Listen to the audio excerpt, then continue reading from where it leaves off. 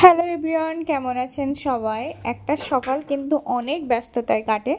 তো আজকে অনেক দিন পরে দেখলাম কি খুব সুন্দর একটা রোদ বেরিয়েছে। তাড়াতাড়িগুলো অনেক দিনের জামা কাপড় জমানো ছিল, সবগুলোকে রোদে দিলাম। মেইনলি আমি ডেলি ব্লগগুলো দিই না, তবে মনে হলো আজকে থেকে আমি ডেলি ব্লগগুলো দেওয়া শুরু করব।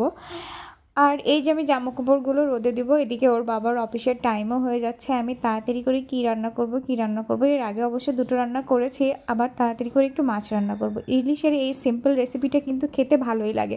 জাস্ট একটু পেঁয়াজ আর কাঁচামরিচ তেলে ভেজে এর মধ্যে একটুখানি জিরে বাটা দিয়ে আমি এই রান্নাটা করব। এটা খেতে কিন্তু খুব টেস্টি লাগে। আমি এটা আজকে এই রান্নায় কোনো প্রকার কোনো সরিষা বাটাও দেবো না, এমনকি মাছটাকেও ভেজে নেব না। এই জাস্ট একটু পেঁয়াজ কাঁচামরিচটাকে ভেজে এর মধ্যে মাছগুলোকে একের পর এক ছেড়ে দেব।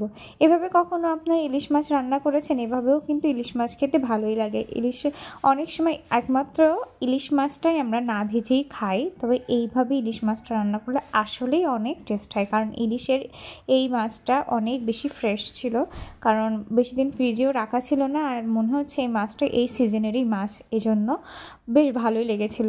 তো রান্না করতে করতে আমার বাবু উঠে গেছিলো। আমরা একটু তাড়াতাড়ি উঠি, কিন্তু বাবু একটু লেট করে ওঠে। ওদিকে ওর কান্নার শব্দ, আমি বলছি যে আমি আসছি, তাও হবে না। কোনো রকমের রান্নাটা চাপিয়ে দিয়ে আমি এদিকে ওর কাছে চলে গেলাম। এই দেখুন, রান্নাটা কিন্তু ভালোই লাগে। এর মধ্যে আমি কোনো শুকনো মরিচও দিইনি, শুধু কাঁচামরিচ দিয়ে করেছি। সংসারে আসলে একটা মহিলার অনেক বেশি ব্যস্ততা থাকে সকালবেলা। তো এদিকে ওর বাবার খাবার টাইমও হয়ে গেল, মানে অফিসে যাবে, তাড়াতাড়ি করে আমার ওর খাবার দিতে হবে। তো আগে করেছিলাম একটা সবজি, আর এই মুগের ডালটা করেছিলাম, আর সাথে এই মাছটা দেব সকালে। তার জন্য আমি চেষ্টা করি একটু ভালো কিছু রান্নাবান্না করতে, কারণ সে অফিসে এতটাই ব্যস্ত থাকে, তাকে অবশ্যই ভালো কিছু সকালে খেতে দেওয়া উচিত।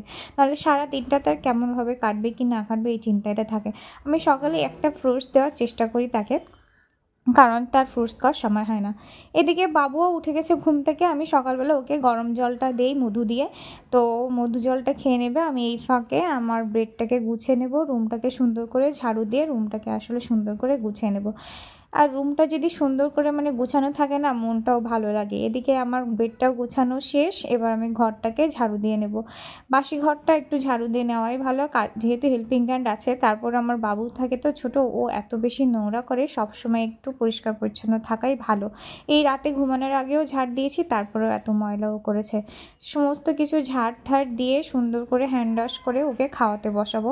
ওকে নিয়ে আমার এখানে ওখানে সেখানে দৌড়াতে হয়, এখানে খাবে ওখানে খাবে, এই জন্য আমি সবসময় ওকে স্টিলের প্লেটটা নিয়েই খাওয়াতে থাকি। ও যেহেতু ঝালটা একটু কম খায়, তাই মাছের ঝোল থেকে শুধু মাছটা নেব, আর এই সবজি আর ডাল দিয়ে ওকে খাওয়াবো। খাওয়া নিয়ে এত বাহানা বাচ্চাদের, এইভাবেই কাটলো সকাল। Thank you everyone for watching.